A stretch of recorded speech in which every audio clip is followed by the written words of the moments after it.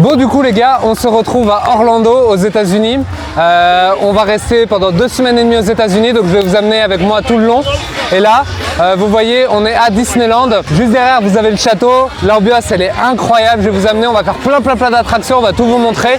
Et là, typiquement, il y a la parade, donc on va aller voir tout ça. Mais il y a un temps incroyable, il fait 30 degrés, on est en t-shirt short. Genre c'est une dinguerie, j'espère que vous m'entendez bien malgré la musique.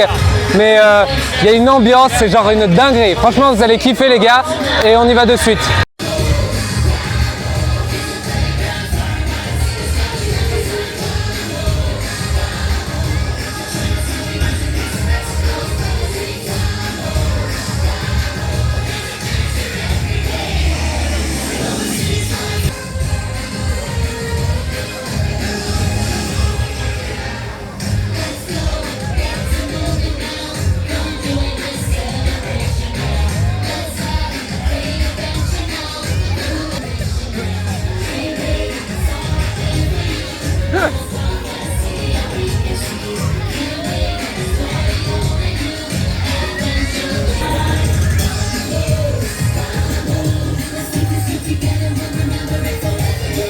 Alors, suite à cette intro, on est revenu un tout petit peu en arrière parce qu'en fait, on est dans ce qu'ils appellent Main Street.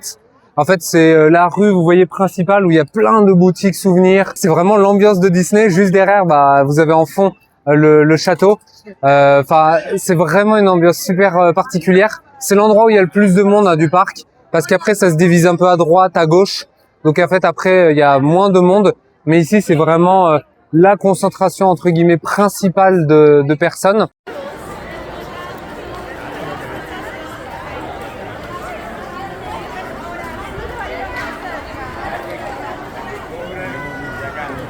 Là, on va aller, du coup, comme j'ai pu vous dire tout à l'heure, on va aller faire différentes attractions et on vous montre tout ça et on vous amène avec nous. Et si on voit par exemple des boutiques souvenirs, on va faire un peu Main Street. Si on voit des boutiques souvenirs un peu sympas, on vous filme tout ça. On est dans la boutique, une des multiples boutiques où vous pouvez acheter des trucs. Typiquement, moi, je suis à deux doigts d'acheter plein de conneries, comme vous pouvez voir là actuellement. Si vous regardez, franchement, c'est super beau parce qu'en fait, chaque boutique a un peu son univers. Vous avez beaucoup, ils se régalent parce que typiquement maintenant, vu qu'il y a Toy Story dans le giron de Disney, ils se régalent en fait et ils mettent les jouets de Toy Story dans les emballages que vous retrouvez dans les films.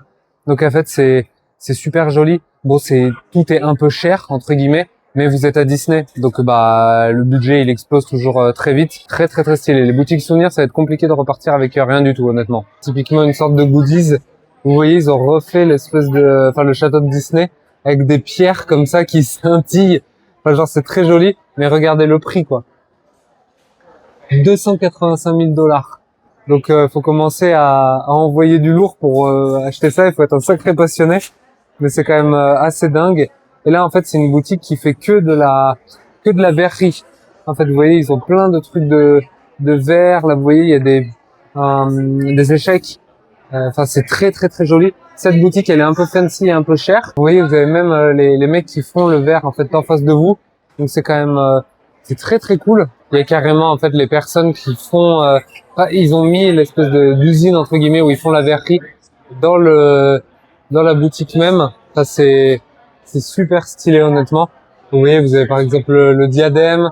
Là-bas, vous aviez des trucs, je vais vous montrer, des trucs avec réponse, etc. Enfin, 55 000 $. Enfin, là-bas, vous avez un Pluto. Enfin, c'est quand même assez rigolo. C'est une boutique vraiment particulière, mais qui a énormément de charme. Bon, du coup, là, les gars, on est dans la partie de Tomorrowland. Donc, en fait, c'est toute la partie un petit peu technologique. C'est là où vous allez retrouver l'attraction Tron, qu'on va faire, évidemment, et l'attraction aussi Space Mountain, qu'on va faire. Vous voyez aussi que on est aux États-Unis, hein, donc en termes de boissons, c'est toujours dans des tailles un peu disproportionnées, c'est assez drôle. Mais c'est un endroit qui est vraiment super cool, où il y a vraiment des attractions qui sont super recherchées et que beaucoup de gens viennent faire.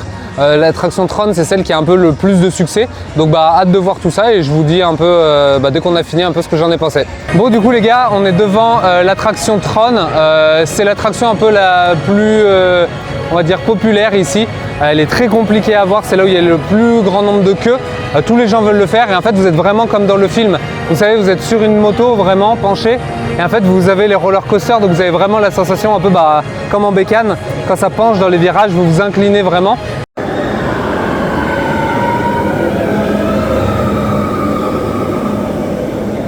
Donc c'est super stylé. Et vous voyez en fait toute la structure derrière, où vous avez en fait des passages où vous allez à l'extérieur et où vous rentrez aussi à l'intérieur. Et là, il y a vraiment un peu tout le thème, on va dire, couleur de Tron. Vous savez, c'est dans le noir avec les traits de couleur bariolés. Donc c'est super stylé. Nous, on est venu à la première heure. Je vous recommande de faire ça parce que sinon, c'est blindé de monde. Là, on est venu première heure et il y avait déjà 1 heure de queue. Donc c'est pour vous donner un ordre d'idée. Moi, honnêtement, j'ai adoré. Je me suis un peu fait dessus. C'était flippant de fou. Mais c'était... Non, franchement, c'était super cool. De toute façon, je vais essayer de vous mettre des images à l'écran un petit peu de à quoi ça ressemble.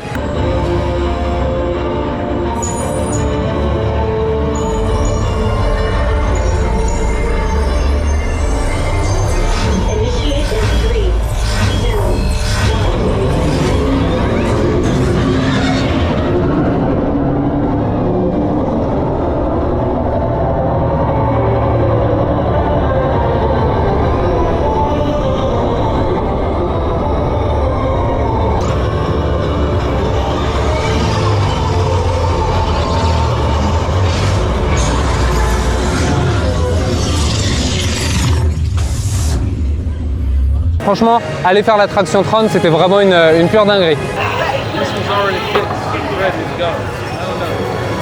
Oh les gars, je suis attrapé alors que j'étais en plein dans la boutique en train de faire des achats stupides. Non, en vrai la boutique elle est super jolie. Vous voyez, elle est un peu thème Tron et thème Star Wars. Il y a énormément de goodies très cool. Bah évidemment, vous avez les sabres laser de Star Wars. Vous avez pas mal de trucs Tron, vous avez les casques de Mandalorian, etc. Je vais pas vous mentir, il y a de grandes chances que genre j'achète une veste. J'en ai vu une sorte de jaquette un petit peu américaine sur l'Empire de Star Wars.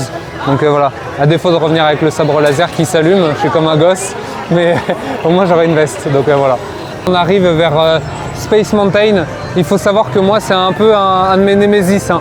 C'est une des attractions qui m'a fait avoir peur des parcs d'attractions quand j'étais petit, tellement que ça m'avait terrorisé.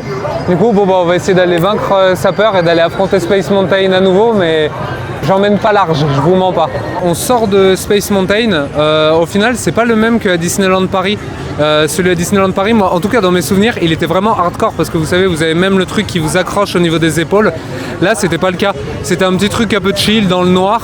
On était dans les premiers, pareil, donc c'était assez fun. Mais voilà, c'était une petite attraction sympa. Ce qui était cool, c'est qu'on avait le coupe-fil pour celui-là. Parce qu'honnêtement, faire maintenant 1 heure de queue pour ça, un peu la flemme. Mais là, on a fait littéralement 3 minutes d'attente, donc ça allait. Donc voilà, Space Mountain, petit truc chillax, sympa, on valide. Là, on est dans la section Adventureland. Donc en fait, c'est toute la partie où vous allez avoir Pirates des Caraïbes qu'on va aller faire. Vous avez aussi des attractions, vous savez, où vous tombez et il y a l'eau. Enfin, c'est un truc un peu plus... ouais, aventure, on va dire. Donc on va faire un petit tour encore une fois. On va vous montrer, mais vous voyez déjà derrière que l'ambiance est complètement différente de Tomorrowland. Donc en fait, c'est cool parce que c'est vraiment des zones qui ont leur propre identité. L'ambiance, elle est trop cool, honnêtement. Les Américains, il y a une ambiance. Vraiment, il y a une ambiance et ça, c'est vraiment super cool. Donc on va vous montrer tout ça de suite.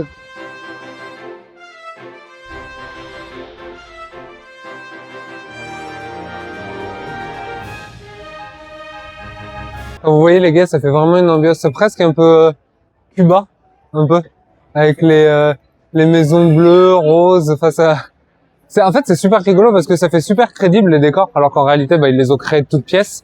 Mais on a vraiment l'impression d'être dans une zone un peu à part entière. Franchement, le parc est vraiment trop beau. Enfin, là vous voyez, il y a toute une partie un peu avec Aladdin, les tapis volants. Et non, franchement, j'ai trop hâte de faire les attractions qu'on a ici. Oh yo, Moussaillon. Du coup, on vient de finir l'attraction de Pirates des Caraïbes.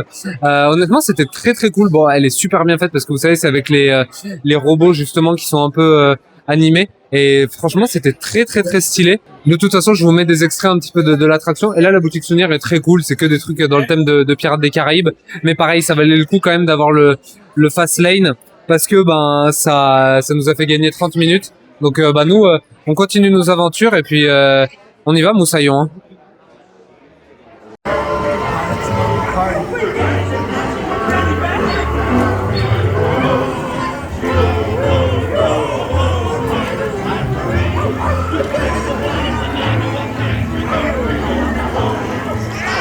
Bon, du coup, les gars, on vient de terminer l'attraction Pirates des Caraïbes que vous voyez juste derrière moi. C'est juste pour vous parler un petit peu du système, de comment ça se passe ici. Entre guillemets, c'est super important pour vous d'avoir les fast lanes. Donc, en gros, c'est vos coupe-fils. Parce que là, typiquement, l'attraction Pirates des Caraïbes, c'était 30 minutes d'attente. Et là, on a attendu quoi? 3 minutes. Donc, en fait, il faut que vous téléchargez l'application en fait de Disney sur le téléphone. Et en fait, vous pouvez en fait acheter des fast lanes. Et ce qui est pas mal, c'est qu'avec les multi fast lanes, en fait, vous avez 3 attractions toujours en même temps, et vous pouvez en fait les rouler. Donc là, typiquement, on vient de finir en fait l'attraction Pirates des Caraïbes. Vu qu'on l'a fini, on va en fait avec l'application réserver la prochaine attraction. Donc en fait, on est toujours en fait en fast lane et on enchaîne comme ça toute la journée. Nous, on continue pour nos petites aventures. On était dans l'attraction que vous voyez derrière moi, donc Tiana Bayou's Adventure. C'est un Disney que j'ai jamais vu, mais vous savez, c'est ce genre d'attraction où en fait vous descendez à pic et il y a une énorme flaque d'eau et vous êtes mouillé. Bah d'ailleurs, ça se voit sans doute un petit peu. Je suis complètement trempé. Croyez-moi que la caméraman aussi, elle est complètement trempée. Mais franchement, c'était super cool. Il y avait un petit passage un petit peu comme ça où on voyait des personnages animés, donc c'était vraiment incroyable.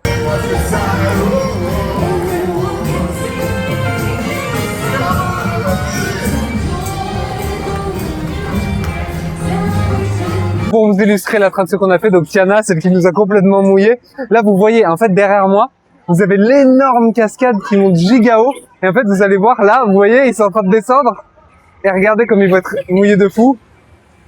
Regardez. Et voilà comment on termine en étant complètement mouillé comme ça. Et en vrai, je sais pas si vous vous rendez compte, si on regarde peut-être le prochain, parce que ça dépote, il y a quand même du rythme. Regardez la vitesse à laquelle ça va. Genre, ça va super vite. Et nous, en plus, quand on l'a fait, on était en première ligne. On était en première ligne, donc on était complètement trempés. Et bah, on ressemblait à ça, effectivement. Donc, c'est assez rigolo de le voir. Et il y a d'ailleurs une photo qui est exceptionnelle, parce que forcément, ils prennent des photos. Moi, j'ai une gueule. À la limite, je vous mets ma gueule à l'écran. J'ai été terrorisé. Mais c'était vraiment incroyable. Franchement, si vous venez, faites cette attraction, pardon. Bon les gars, après toutes ces aventures et toute cette flotte reçue dans la gueule, il est temps de se rassasier. On a pris 2 burgers, donc une sorte de cheese un peu, double cheese même, et un truc avec du porc un peu effiloché qui avait l'air très sympa. Donc on va voir ce que ça vaut, mais à mon avis c'est une dinguerie. Et les Américains, c'est un truc de fou, ils sont trop sympas. Genre à chaque fois que on croise des gens trop cool, enfin l'ambiance est vraiment sympa. Et là, ça fait vraiment une ambiance un peu Far West, même dans la rue, ça donne cette ambiance, donc c'est vraiment sympa. On voyage en fait de monde en monde, c'est super cool honnêtement. Bon là du coup les gars, on vient de faire la maison hantée de Disney. Comme vous pouvez voir en fait derrière, elle est en reconstruction, ils sont en train un peu de la changer. Du coup il y a des bâches devant. Nous encore une fois, il y a une queue. Enfin si vous remonterez la queue, il y a une queue genre juste démentielle pour la maison hantée. Je crois que c'est quasiment, j'arrive pas à vous dire, mais je crois que c'est quasiment 1 heure de queue là. Nous on avait le fast lane encore une fois, donc on a tracé tout le monde. Honnêtement, prenez le fast lane parce que l'attraction est cool, mais vraiment ça vaut pas le coup d'attendre aussi longtemps. C'est pas une maison hantée qui fait horriblement peur, hein. C'est un truc pour Disney, donc c'est pour les petits honnêtement. Mais voilà, c'était une attraction sympa, vous êtes assis et vraiment vous suivez un parcours, donc c'est plutôt cool.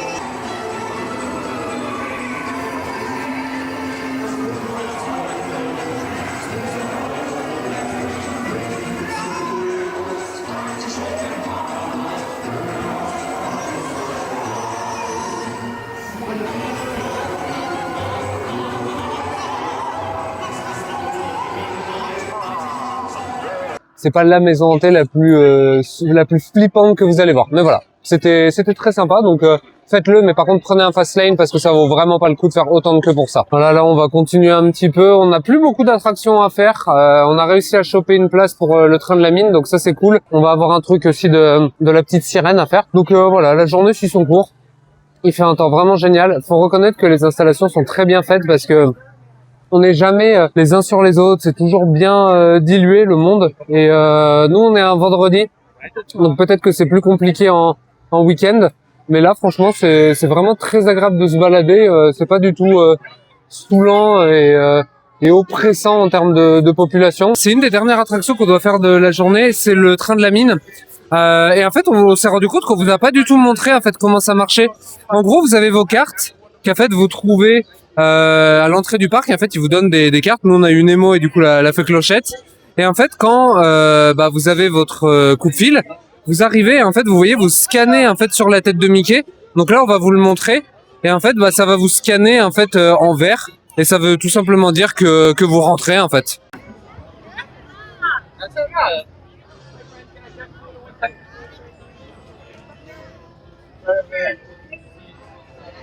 Et là, vous voyez, du coup, les gars, ça a scanné en fait en vert. Et en fait, là, on va gruger en fait toute la file. Là, ça va parce qu'en fait, l'attraction, elle était pour le moment pas disponible. Elle avait eu un petit bug. Du coup, il y a pas trop de bouchons, on va dire. Mais sur les autres attractions, des fois, vous grugez mais 1 heure de queue, quoi. Donc vraiment, hein, si vous venez à Disney, c'est pas hors de prix. Franchement, pour Tron et pour le train de la mine, vous allez peut-être dépenser 20 $. Et pour le multi, donc où vous choisissez plusieurs attractions, vous allez peut-être dépenser 50 $. Donc ça fait un petit budget à la fin quand même. Mais vous gagnez tellement de temps que franchement, ça vaut le coup.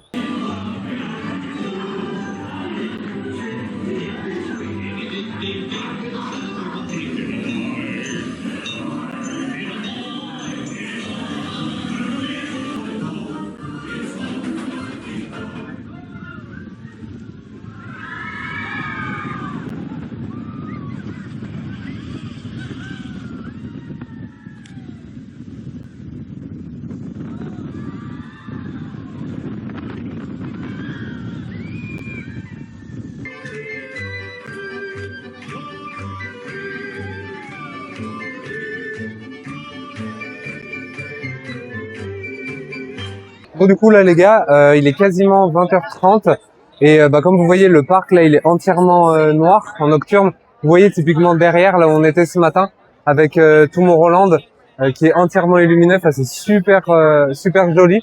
Et en fait là il y a la grande parade qui va arriver, donc elle arrive pile à 20h30, donc on a réussi un peu à se placer. Si vous voulez la faire pareil à 20h30, faites attention parce que les gens sont là depuis genre 2h30, 3h, donc il faut vraiment venir en avance. Et donc là, on va vous filmer évidemment la parade. Et après, il y a le grand feu d'artifice à 21h. Et là, pareil, on vous filmera. Donc on attend patiemment avec nos petits popcorn et on va vous filmer tout ça.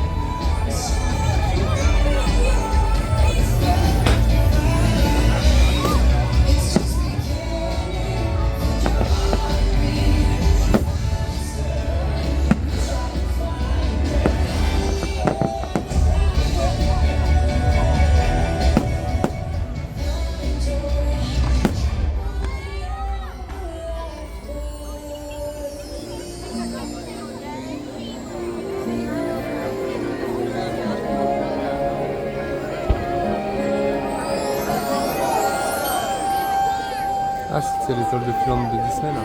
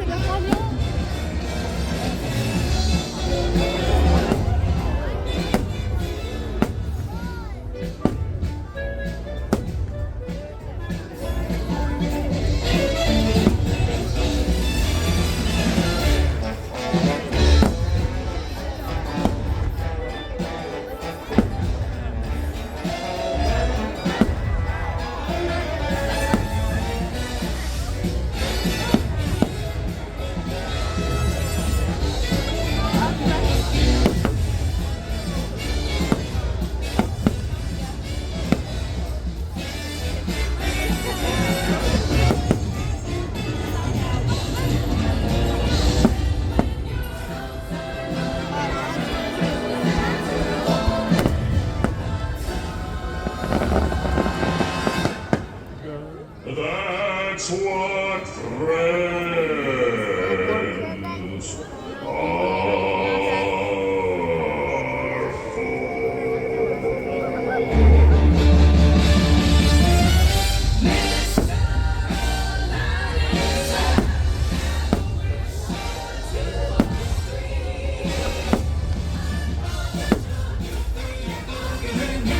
friends are